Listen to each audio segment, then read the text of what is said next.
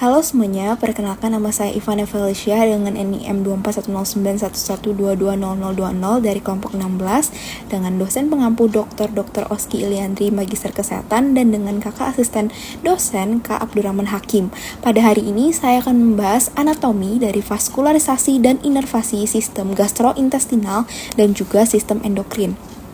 Nah, pertama-tama kita akan membahas mengenai sistem gastrointestinal atau sistem digesti kita terlebih dahulu, terkhususnya di bagian peredaran darahnya dan juga inervasi sarafnya. Nah, pertama-tama di sistem gastrointestinal kita itu terdapat yang namanya saluran digestif atau traktus digestivus. Nah, traktus digestivus ini sendiri dibagi menjadi dua, ada yang bagian atas dan ada yang bagian bawah. Namanya traktus digestivus superior untuk bagian atas dan traktus digestivus inferior untuk bagian bawah. Nah, traktus digestivus superior ini terdiri dari rongga mulut atau cavitas oris, faring, turun lagi ke esofagus, turun ke gaster, dan turun ke usus halus atau duodenum. Kemudian untuk traktus digestivus inferior ini dimulai dari intestinum tenum bagian jejunum, kemudian turun ke ileum, kemudian ke intestinum crassum ke bagian colon ascendens, kemudian ada colon descendens, kemudian ada juga colon transversum. Habis dari transversum ke descendens, kemudian dilanjutkan ke colon sigmoid, lalu ke bagian rectum dan terakhir itu di anus. Next, kita akan pertama-tama membahas salah satu organ yang terdapat di bagian rongga mulut kita yang namanya lingua. Nah, jadi lingua kita itu terdiri dari beberapa otot. Ada yang otot ekstrinsik dan juga ada yang otot intrinsik. Nah, untuk muskulus ekstrinsiknya ini apa aja? Ada palatoglossus, ada styloglossus, ada musculus hyoglossus nih, dan ada musculus genioglossus. Sedangkan untuk musculus intrinsiknya itu terdiri dari 5 otot juga. Ada yang longitudinalis superior, dia di bagian atas, dan serat ototnya itu longitudinal. Kemudian ada yang verticalis linguae, kemudian ada yang transversus linguae, kemudian ada yang longitudinalis inferior. Nah, dia di bagian bawah. Sedangkan di bagian tengah sini itu ada yang namanya pembatas, namanya septum lingua. Nah, dari muskulus tersebut itu terdapat persarafan yang mempengaruhinya. Nah, kita mulai dari muskulus yang intrinsik terlebih dahulu. Ada yang dipersarafi oleh nervus 12 dan juga ada yang dipersarafi oleh nervus parasimpatik yang ke-10. Nah, jadi dimulai dari muskulus intrinsik keempat ostot tadi itu dipersarafi oleh nervus hipoglossus atau nervus yang ke-12. Sedangkan di muskulus extrinsik itu hampir semuanya dipersarafi oleh nervus hipoglossus, sama kayak yang muskulus intrinsik lingua. Cuman ada satu otot yang beda, yaitu muskulus palatoglossus. Nah, jadi muskulus palatoglossus yang ini itu dipersarafi oleh nervus vagus. Nah, kemudian di bagian esofagus kita lanjut. Nah, di esofagus ini sendiri dia tuh 2/3 atas itu tersusun oleh otot lurik, sedangkan untuk 1/3 bawahnya itu tersusun oleh otot polos. Nah, ada 3 bagian. Ada oesophagus pars cervicalis, kemudian ada oesophagus pars thoracalis. Nih, di bagian toraks, kemudian ada yang di bagian abdomen yang namanya oesophagus pars abdominalis. Nah, di bagian oesophagus ini sendiri juga terdapat 3 penyempitan, namanya itu angustia. Nah, angustia itu ada 3 bagian juga. Angustia superior yang sejajar sama oesophagus pars cervicalis.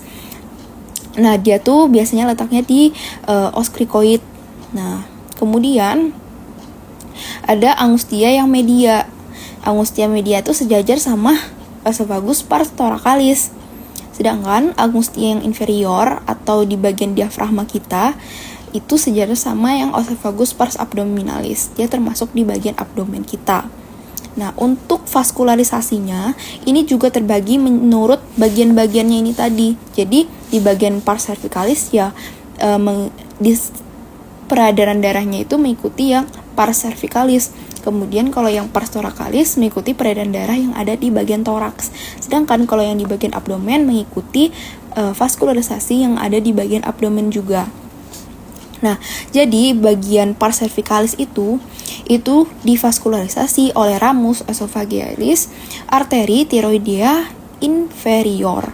Kemudian kalau yang pars thoracica itu rami esophagealis, tapi yang di bagian aorta thoracica nih, yang gede. Kemudian kalau yang pars abdominalis dia tuh dari ramus esophagealis, arteri gastrica sinistra.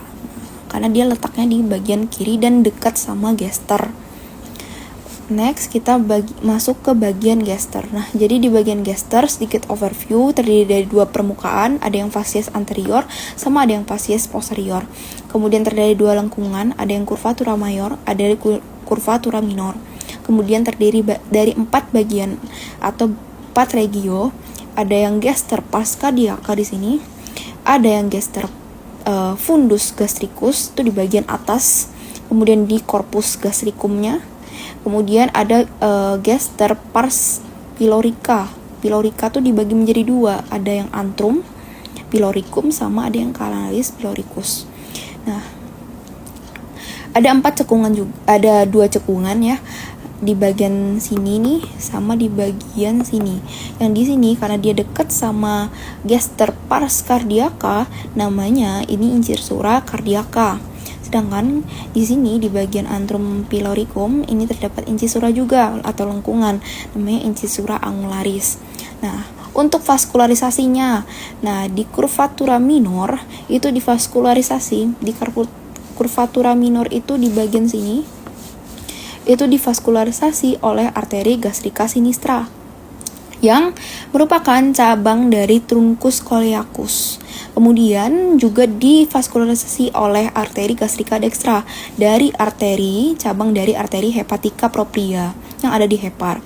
Kemudian untuk yang curvatura mayor di sini itu divaskularisasinya oleh arteri gastromentalis sinistra, cabang dari arteri splenica lienalis.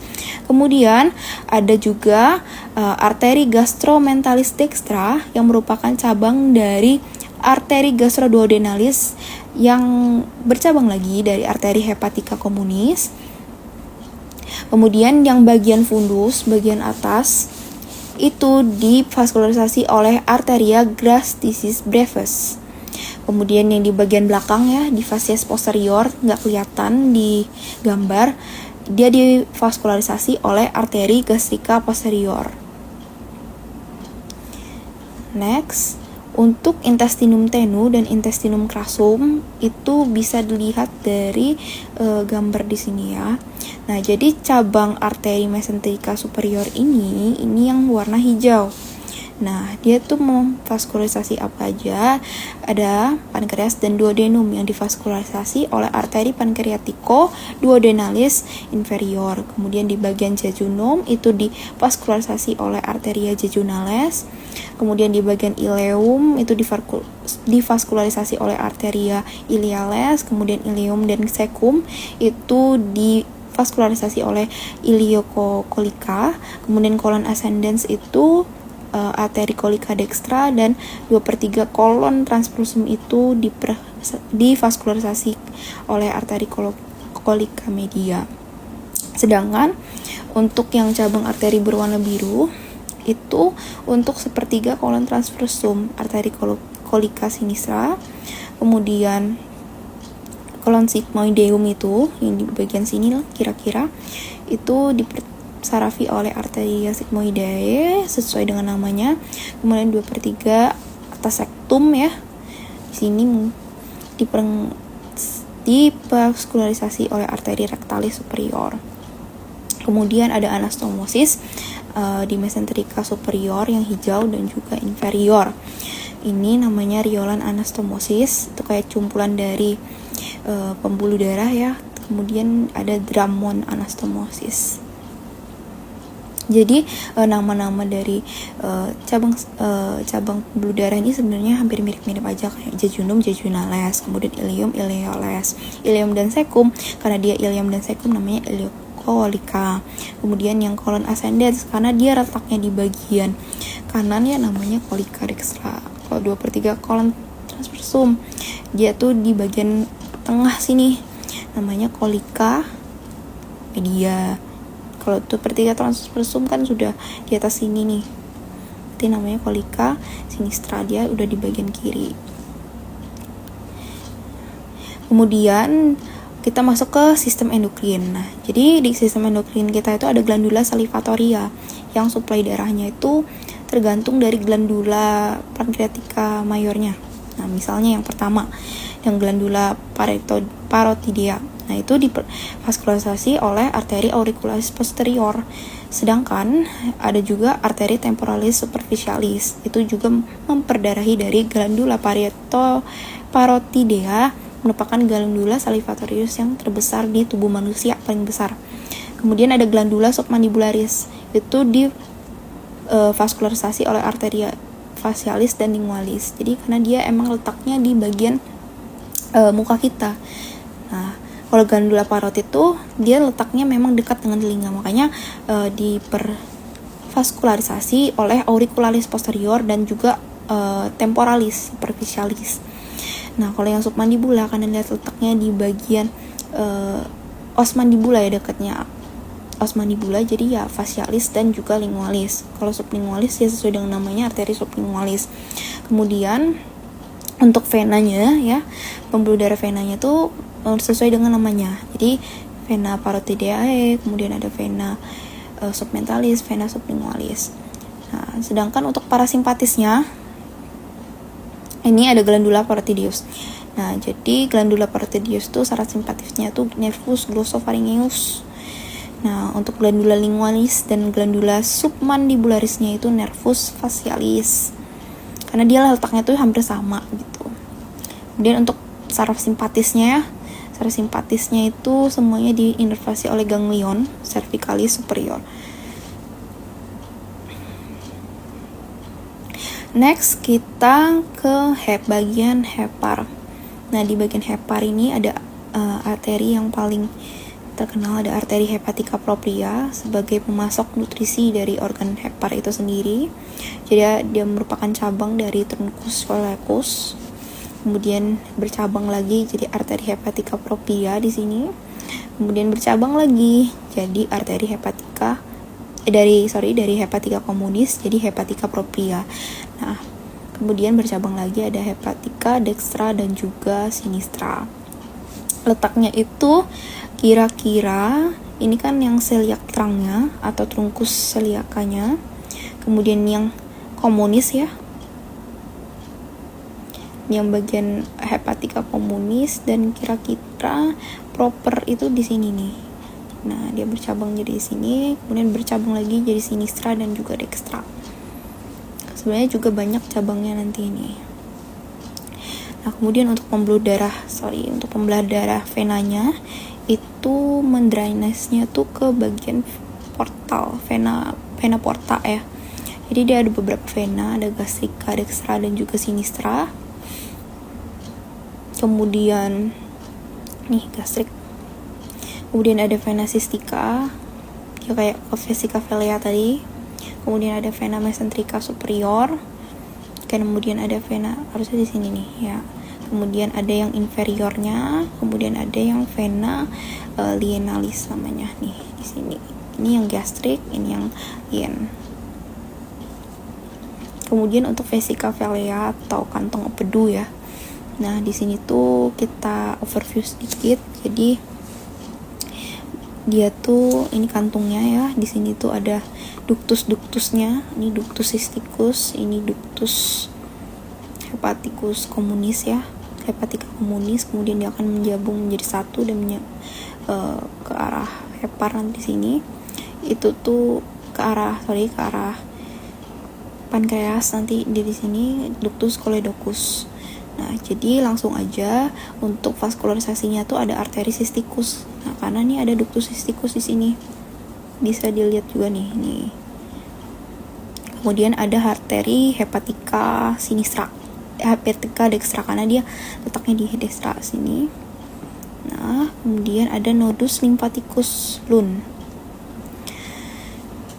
Nah, jadi di sini nih merupakan gambar dari Collatz Triangle, di mana merupakan perbatasan dari tiga bagian organ. Jadi ada margo inferior dari hepar, kemudian ada di bagian medial ada ductus hepaticus communis, kemudian ada bagian lateral ada ductus cysticus, jadi kayak membentuk segitiga gitu.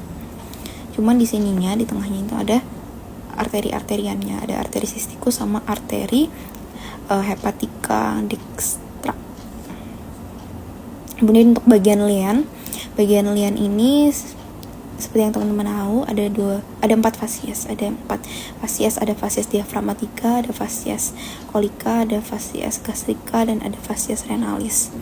Kemudian untuk ekstremitasnya ada anterior, ada juga posterior, dan untuk vaskularisasinya sendiri itu sesuai dengan namanya, supply-nya tuh oleh arteri lienalis, kemudian untuk drainase-nya itu di vena lienalis. Sama nama-namanya ini ada hilum splenicum namanya. Jadi ini terdapat arteri dan vena tersebut. Untuk glandula paratiroidea, untuk yang paratiroidea bagian atas itu divaskularisasi oleh arteri tiroidea superior. Ini untuk glandula tiroidea. Kemudian untuk bagian atasnya itu juga sisi kiri itu arteri tiroidea superior, kemudian di bagian bawah itu arteri tiroidea inferior. Sedangkan untuk venanya ya, itu ada vena tiroidea superior dan vena tiroidea inferior. Sesuai dengan arterinya tadi tuh. Kemudian untuk di bagian tengah ya, kalau misalnya tadi terdapat lobus piramidalis di tengah sini, itu bisa diperdarahi atau divaskularisasi oleh arteri tiroidea ima. Nah, next kita masuk ke bagian pankreas. Nah, di bagian pankreas ini sendiri terdapat bagian kaputnya, bagian kepala, kemudian bagian korpusnya, kemudian ada bagian kaudanya. Kemudian di sini itu juga ada kolomnya ya, di sini. Kemudian dia ada ductus pancreaticus mayor, kemudian dia akan bercabang ke menjadi ductus pancreaticus yang accessorius. Nah, jadi caputnya ini sendiri ya, ada arteri pancreatico duodenalis superior anterior dan juga posterior. Kemudian ada arteri pancreatico duodenalis inferior, ini bagian caputnya. Kemudian di bagian korpus tuh arteri pancreatica magna, kemudian di bagian cauda itu divaskularisasi oleh arteri caudae pancreatis. Kemudian untuk drainase venanya itu vena pancreatica dan juga vena pancreatico duodenalis. Kemudian untuk glandula suprarenalis di bagian ginjal ya, dia letaknya mengikuti ginjal, dan ginjal kanan biasanya tuh lebih rendah ya dibandingkan dengan ginjal kiri, karena pada bagian superiornya di bagian kanan itu terdapat organ hepar, jadi agak tertindih sedikit. Kemudian dia memiliki bentuk yang unik. Nah, biasanya yang ginjal kiri itu bentuknya tuh seperti segitiga gitu, seperti piramid. Kemudian di bagian arteri-arteriannya dia divaskularisasi oleh arteri suprarenalis superior, suprarenalis media, dan juga suprarenalis inferior gitu. Kemudian untuk venanya itu ada vena suprarenalis dextra dan juga sinistra. Jadi di dextra dan juga sinistra gitu. Kemudian untuk organ testis ya, organ testis ini sendiri terdiri dari beberapa bagian. Ada bagian epididymidis, kemudian ada bagian septumnya, septum lobulusnya, kemudian ada bagian lobulusnya, kemudian ada tunika albuginea yang paling luarnya, dan lain-lain ya. Kemudian vaskularisasinya itu disuplai oleh arteri testicularis sesuai dengan namanya. Untuk drainase venanya sendiri itu oleh plexus venosus pampiniformis, dan keduanya tergabung dalam funiculus spermatikus. Nah, untuk ovarium, untuk organ kita yang terakhir, di sini tuh bagian-bagian yang penting kita ketahui adalah ligamentum suspensorium ovarii yang menghubungkan ovarium dengan dinding pelvis. Kemudian ada juga ligamentum ovarii proprium yang menghubungkan ovarium dengan uterus di sini. Nah, kemudian untuk vaskularisasinya itu disuplai oleh arteri ovarika, sama namanya, ovarium ovarica. Kalau testis tadi arteri testicularis. Sedangkan untuk venanya itu divaskularisasi oleh vena ovaricae. Dan keduanya itu tergabung dalam ligamentum suspensorium ovarii yang menghubungkan antara ovarium dan juga dinding pelvis itu tadi. Nah, sekian penjelasan saya mengenai vaskularisasi dan juga inervasi dari sistem gastrointestinalis dan juga dari sistem endokrin. Semoga video ini bisa bermanfaat dan terima kasih.